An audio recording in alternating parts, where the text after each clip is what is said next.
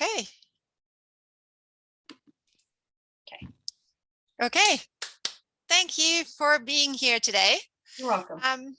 Yes, great.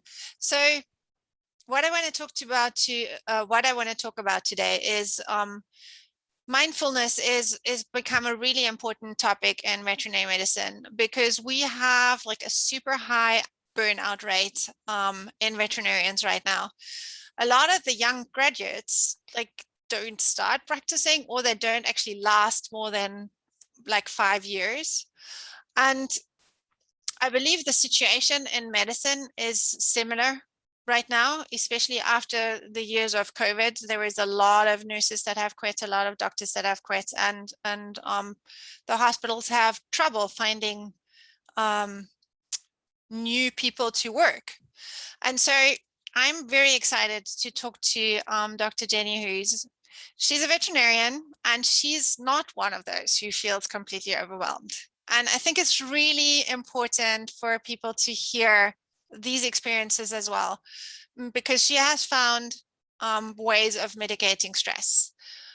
And so Dr. Hoose, she works as an emergency veterinarian in a practice in Los Angeles, correct? Yes. It's Orange County, but Los Angeles area. Yes. Los Angeles area. So emergency veterinarian in my mind is like you'll be dealing with your work is going to be full on all day long. Like, what are the kind of things that what you're seeing, like what you're doing all the day, all day? Well, where I work at, it's a really busy emergency practice. So, and right now, especially with COVID, that we don't turn people away, but sometimes there's a 4 to 6 hour wait to be seen, and so it's always hard because things that are critical get moved to the front of the line, and then like the ear infections and things get pushed back, but everybody gets seen. So it's just like I never have a break in my day where I'm like, oh, everything's caught up and good. It's just I just try to keep going and going and going until the next doctor is there to relieve me and take over where I left off. So it's definitely a very busy practice, and it's my shift of incoming. I see incoming for 11 hours, and so it's kind of nonstop go for that entire 11 hours. So how long have you been doing that? I've been doing emergency medicine since 2003, and I was at a specialty practice, 24-hour specialty practice before. And I've been at my current job since last November, which is just doing emergency, which I actually enjoy that more. But it's still, just as busy in kind of different ways. So.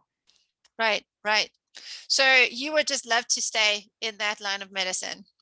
That's my plan. I tend to be good at it. So, I don't have any desire right at this point to try to learn anything else. And it's been going well. So I plan on staying in emergency medicine. Yeah, that sounds great. That's amazing. I really admire that, I must say. So when we were talking before, you were telling me how you got to how you found out about mindfulness techniques in the beginning, and you also told me like at the time that you didn't actually think you needed them. So can you tell me that story again? Yeah.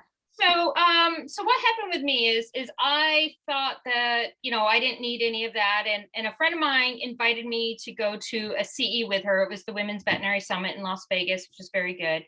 And I didn't really look at what it was. It was just a friend that I hadn't seen in a while. And we've traveled together, and it was on my days off. And so I'm like, oh, perfect. I can visit my friend, and I don't have to take time off work. So that's good. And so then I signed up for the CE, and I looked at what all the things were, and it was all mindfulness stuff. And I'm like, oh, I don't need any of this, but I'll just go sit through it because it's my friend, and I didn't think I needed anything. And then when I went to the conference, then I realized how much I did need it, because I think that a lot of us just go through the motions day by day and don't realize how burnt out we really are until things are really, really bad. And I realized how much I really did need the mindfulness, and then started getting more, into taking care of myself, mentally, and doing what I need to do to try to make my life better. So what is it specifically that you've learned that you are using Um, now? well, I think a lot of the things for me is I always try to, for me, a big thing is meditation, which I'm not very good at meditation, and I don't think meditation's very easy. And so I usually try to start my day, even on my busy days that when I'm working and I don't have a lot of time between shifts, I still take 10 minutes that I sit outside and I just focus on my breathing and clear my head and just try to get all, because there's, especially in emergency medicine, it's always like go, go, go, and just trying to just have my head completely empty for 5-10 minutes of and I think that helps a lot. I've also adjusted to reshaping my perception on things, like I think I told you that when the next doctor comes in, I don't look at how much I still have left that I didn't get accomplished during the day. I look at, wait a second, I took care of 28 patients today, and I did 3 surgeries. Like, I did a lot. And so I try to refocus on how much I did get done, even though I couldn't, because you can't be everything to everyone, and just remembering that and trying to focus on what you've done and the positives. And another thing that I've started to do is, for me, because I know I definitely have decision fatigue, and I think a lot of people have that. It's almost like I'm going to have lifetime decision fatigue at this point, and it's just the way it is. But I try to give myself a list for my morning routine and a list for my evening routine, that these are the things I need to do to get my day going, and these are the things I should do at the end of the day.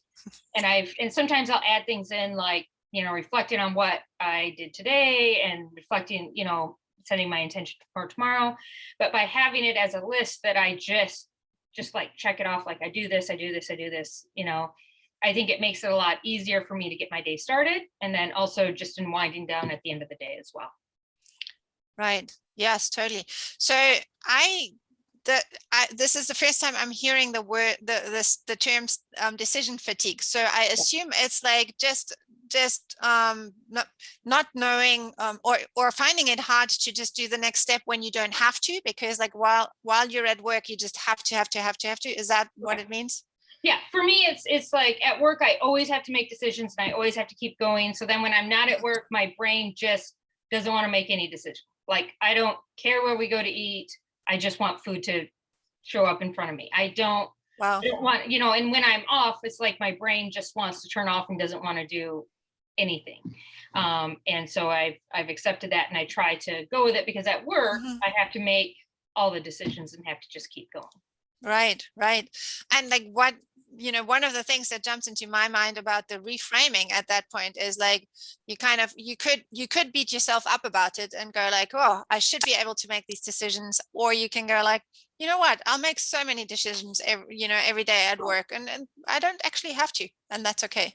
Right. So yeah, I think, and and again, you can like put yourself under stress, or you can go, no, this is me, this is my life. Right. And this is working for me in this way. Yeah. So when you look at the way you were working before you did the meditation, and like since, like, can you give any specific examples of how you see that being different?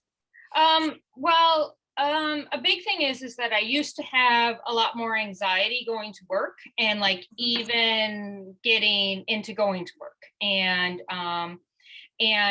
that made it always very hard, because it's hard to go to work when you're already going in with I hate to say with a bad attitude, but like, you don't want to be there. You don't want to do this. How am I going to continue to do this for the rest of my life? Yes. And just, regretting the choices that you made in life. But, I went to a lot of school to be a veterinarian, and it's hard to just say, I'm not going to do this anymore because I can't handle, the stress or, anything. And so I think for me, by doing that, it helped me to refocus and become, and just trying to, like, even on my days off, just like the things I do to help to almost kind of recharge. And then it helps me to go into my day too, when I go to work, that I mean, there's still, you always have bad days at work, and the next day after you have a bad day is always hard to go back into work after that. Mhm. But I think it makes it easier that I try to just refocus and bring myself back to center, to know this is just a part of my life. I'm going to get through it, and I can handle this, and to go through it. And so I think the mindfulness really helped me a lot, just in getting, and even getting more enjoyment out of my work as well. Like Mhm. it, because I don't have the anxiety when I go to work, and it helps me to stay focused, even when I'm there.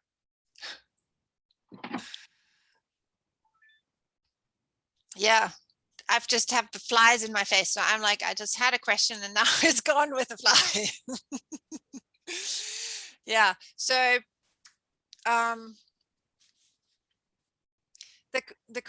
what was the question?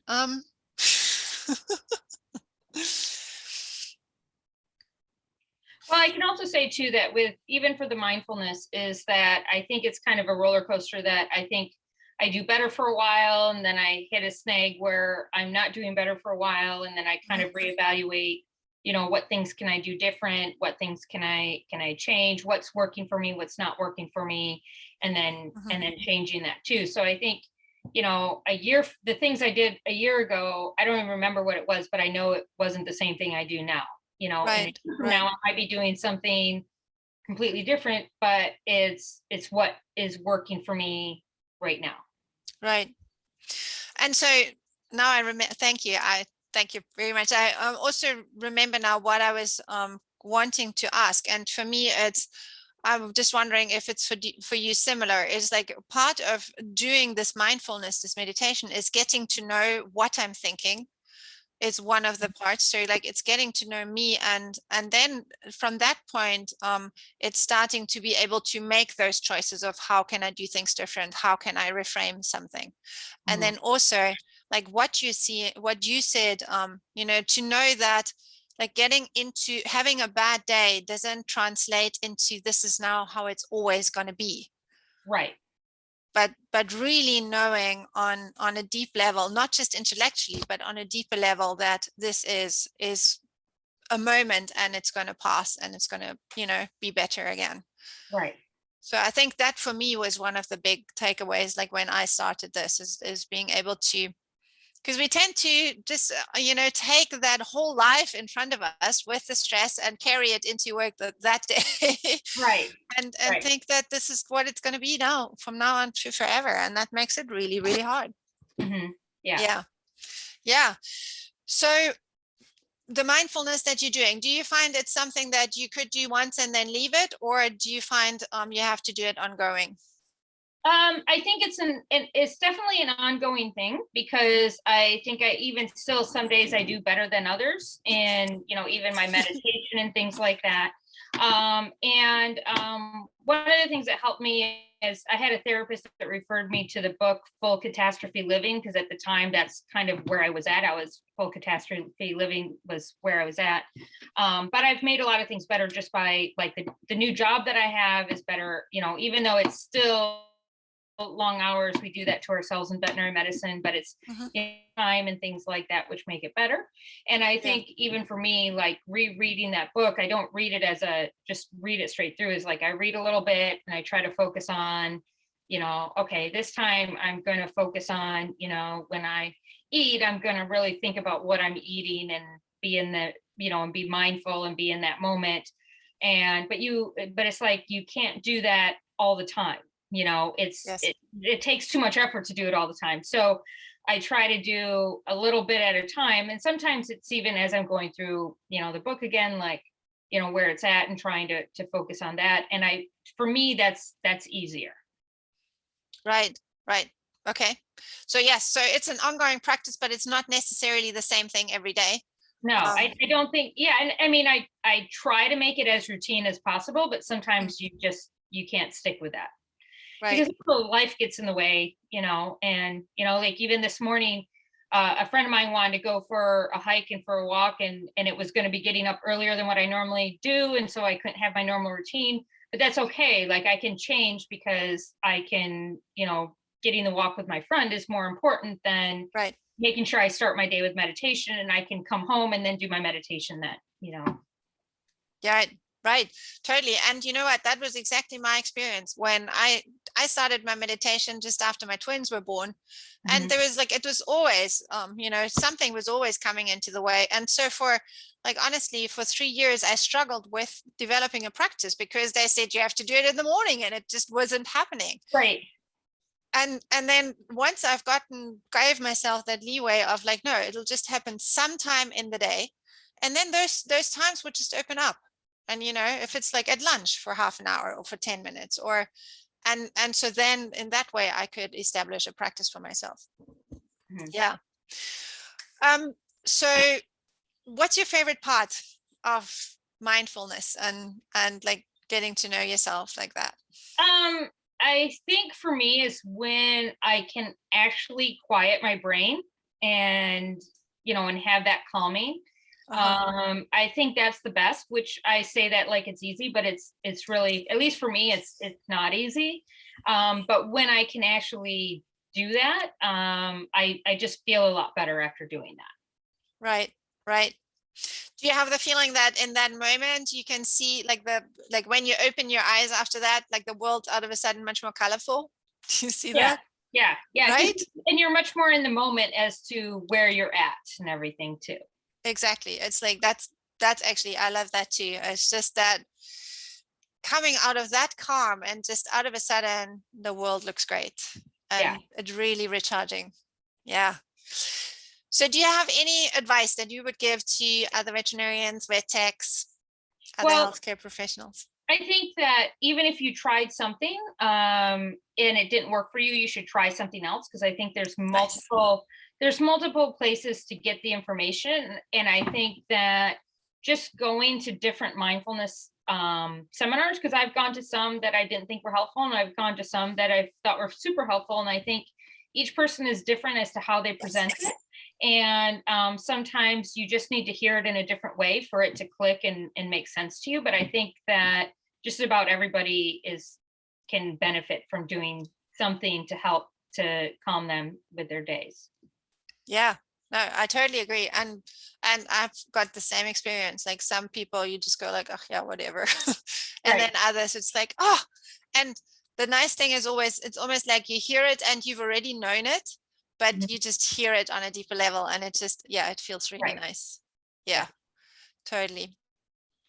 And one more thing I wanted to ask you, and that was like, I heard you say my therapist. So one of the things I think is important is to go like, hey, there's lots of different help out there.